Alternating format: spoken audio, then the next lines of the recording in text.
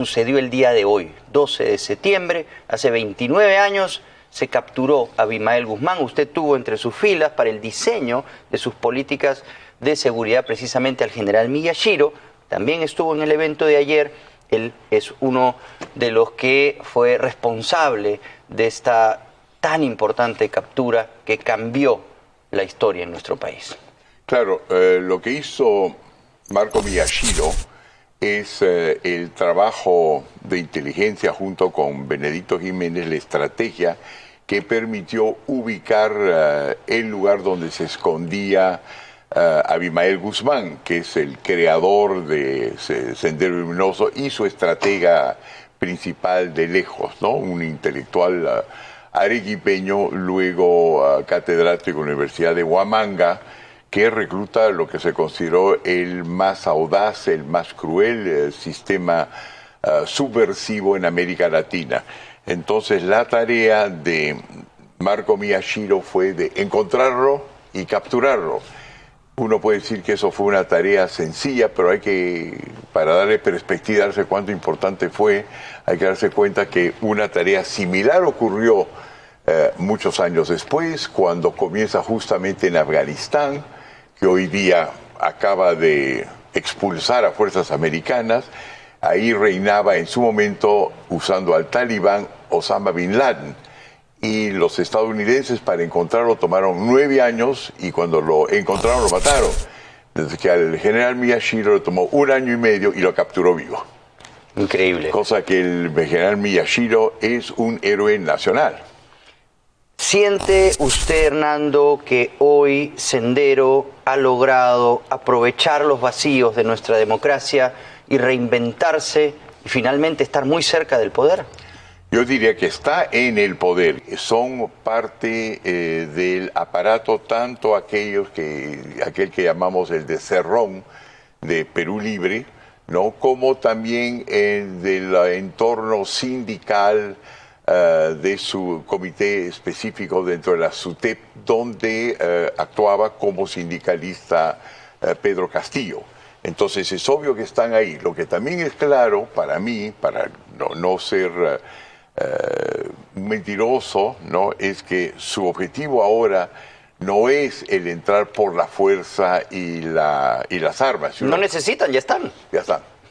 Lo necesita, ya tomaron por lo menos el poder ejecutivo y están batallando para hacer algo con el poder legislativo, posiblemente sustituirlos con la Asamblea Constituyente, entonces también tener un monopolio legislativo. ¿Usted le tuvo fe alguna vez al proyecto político de Perú Libre, a Pedro Castillo? Tendió puentes, tuvo algunas reuniones, le llovieron las críticas evidentemente, pero usted las asumió en aras de tratar de comprender lo que venía de ese lado, a pesar de que ya en ese momento era evidente su radicalismo. No, no era evidente el radicalismo, por eso es que yo entré a ver qué se podía averiguar. Yo soy un investigador y cuando me di cuenta que nadie estaba averiguando y todo el mundo estaba gritando, dije, aquí tengo que yo averiguar. En este caso, lo que yo había escuchado claramente y me había llamado era el señor Cerrón y lo tenía claramente identificado como marxista-leninista, sabía lo que quería, es un intelectual muy fuerte, pero el marxista-leninista tiene una receta metida en la cabeza. ¿Cómo conciliar con un proyecto político que está plagado, ¿no?, de manifestaciones de Movadef, que son finalmente el proyecto político, el brazo político de Sendero Luminoso? Cuando usted mismo fue víctima de Sendero. Yo fui la más importante víctima del Sendero. Lo querían matar, era uno de los objetivos. Era uno de los objetivos, ya han matado a colegas. Gracias a Dios, ok, usted sobrevivió de milagro, porque en esa época la gente de repente más joven no recuerda, pero aquí se vivía en una incertidumbre absoluta.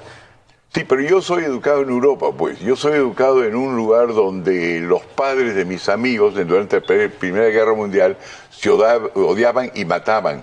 Y los franceses no perdonaron en el Tratado de Versalles lo que hicieron los alemanes, y por no perdonarlos, los alemanes se reinventaron y regresaron en 1933 bajo el facho y crearon más de 60.000 muertes después. Entonces yo también sé qué es lo que uno... Sí, tomaron Francia. Claro, qué es lo que uno ocurre si uno dice el que fue la fuente de mis males, nunca lo voy a perdonar, nunca voy a perdonar a un chileno, nunca voy a perdonar a un alemán. eso termina mal. Eso no se ha hecho, se les ha marginado, ellos se han reinventado y han tomado el poder por sorpresa, se han metido debajo del radar y ahora están en Palacio de Gobierno. Esta mancha de que parece ser senderista 50% del país, si uno no la desidentifica, va a seguir siendo 50% aunque gane un candidato de derecha, aunque hubiese ganado Keiko, y eso es ingobernable. Lo que hay que ver es si te responde a otra identidad colectiva. Y lo que hemos hecho el día de hoy es demostrar que los llamados ronderos, esos que nos asustaron, porque en la Plaza San Martín sacaron un machete y lo afilaron con el asfalto, cosa que a mí no me asusta, porque es un machete, pero era Bueno, tú tenías una AKM en el dormitorio, ¿no? En las peores épocas de Sendero. Correcto, entonces, pero uno ve esta raspada. Entonces, ahora, ahí está el presidente, lo vieron ayer, jefatura 800.000, son antisenderistas. Están los de Ayacuchano, que son los más bravos, perdieron por lo menos 16.000 personas durante la guerra, manejaron 123.000 fusiles, son antisenderistas. ¿No es cierto? Y estamos viendo que en los pueblos jóvenes, en los mercados populares, que sean Malvinas, que sean Polvos Azules, lo que nosotros llamamos los mercados informales, estamos viendo un empresariado viviente y activo y que no es senderista. Entonces ya comenzamos a dividir esa masa de 50% que en un momento, por sentimiento, por no sentirse parte de la CONFIEP o no sentirse parte de la Sociedad Nacional de Minería y Petróleo, sentir que son discriminados, no van a las mismas playas, no van a los mismos restaurantes, no encuentran a sus mujeres simbolizadas en los avisos a la playa, darse cuenta en este momento que sus intereses no están con Sendero ni con un gobierno de extrema izquierda. Y eso es lo que vamos a hacer en las próximas semanas y meses y romper entonces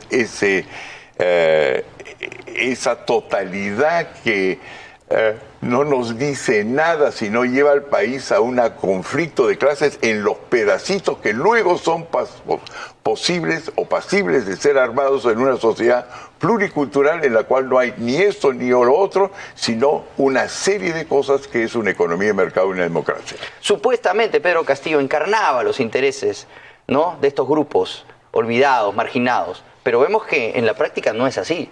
Así es.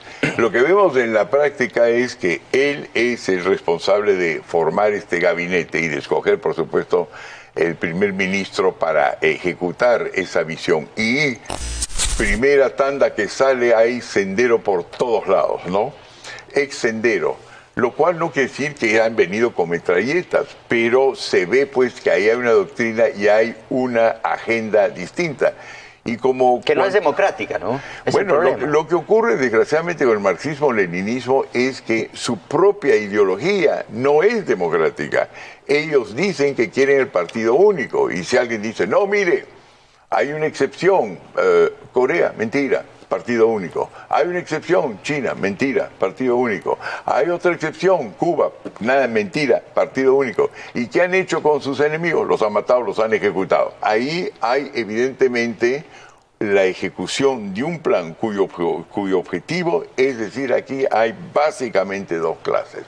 Una clase explotadora, la vamos a estatizar. No, oiga usted, la vamos a nacionalizar, que es cosa distinta.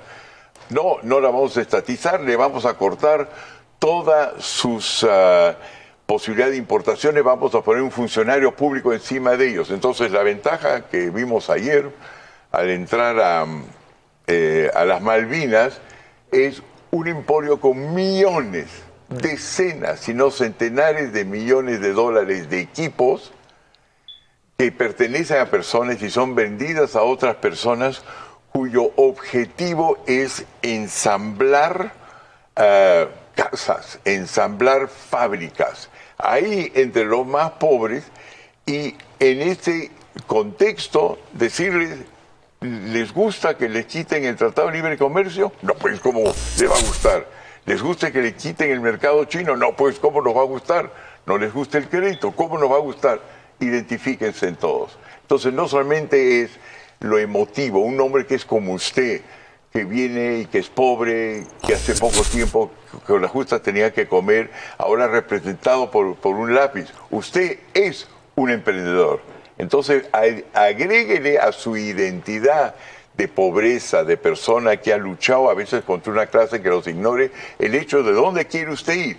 Una vez que hemos tomado esa conciencia de que no somos una identidad, sino varias identidades, entonces antes de la próxima oportunidad, votar sentimentalmente, vote usted con su cabeza. Pero con esa cabeza no es una cuestión de distinguir buena gente, mala gente.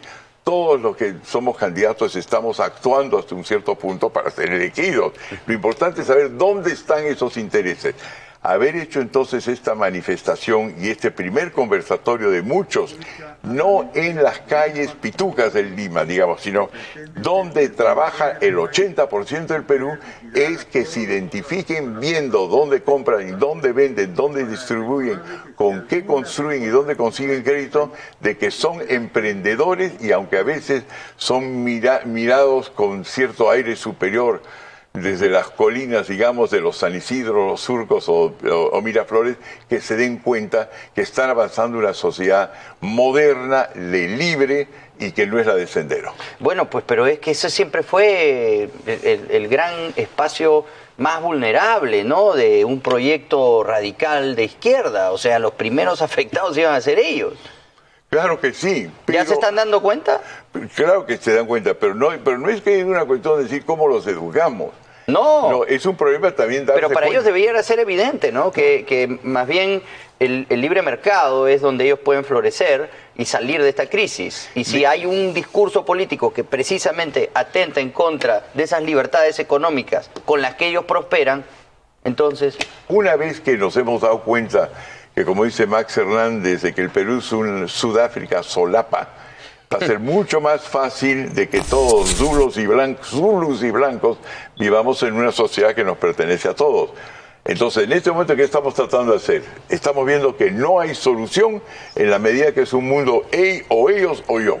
Vamos a tratar de encontrar un mundo más complejo, dentro de los cuales la derecha se da cuenta que no puede sencillamente dejar que funcionarios municipales cierren y abren locales como les da la gana, y que ellos sí pueden abrirlos en base a estudios modernos, poderosos, lobbyistas bien vinculados, y el momento que hemos comenzado a simplificar nuestra sociedad para que en lugares increíbles en términos de lo que han logrado, como las Malvinas, tienen la misma oportunidad que una persona que hace compras o que vive en el Jockey Plaza. El Perú sofisticado, al igual que el Perú popular, es diverso y cree en una economía de mercado y ha sido manipulado para creerse que es parte de una especie de oligopolio, monopolio político llamado comunismo. Ese no es lo que responde a sus intereses. En esas estamos y yo creo que podemos lograr nuestros objetivos quizás antes de diciembre. ¿Cuáles son esos objetivos? El objetivo es la realización, que ese es el caso, por ejemplo... O sea, por ahí vendrá el contrapeso democrático. En la calle, como dice Castillo, finalmente. En la calle la gente va a dar cuenta de próximas elecciones que sean municipales, y por eso yo estoy pensando participar en ellas, no como candidato, pero agarrando a los candidatos adecuados, los gobiernos regionales, que la gente ya comience a votar por aquellos que los van a hacer prosperar y no para aquellos que lo único que quieren es venganza, sin ver los otros aspectos y facetas de nuestro pueblo más pobre, que son que te responden al empresariado. No hay manera de crear riqueza si no es por un sistema capitalista accesible a todos. Con eventos como los que hemos organizado ahora, con los grandes dirigentes informales del Perú, esas verdades van a cundir y vamos a poder ahora discutir las cosas con mayor información, y yo espero voltear la situación del Perú y volver a ser un país que promete. Y lo que estamos viendo, y lo ha visto ahora en las Malvinas, es una serie de personas que probablemente han votado por el lápiz, de ahí vienen.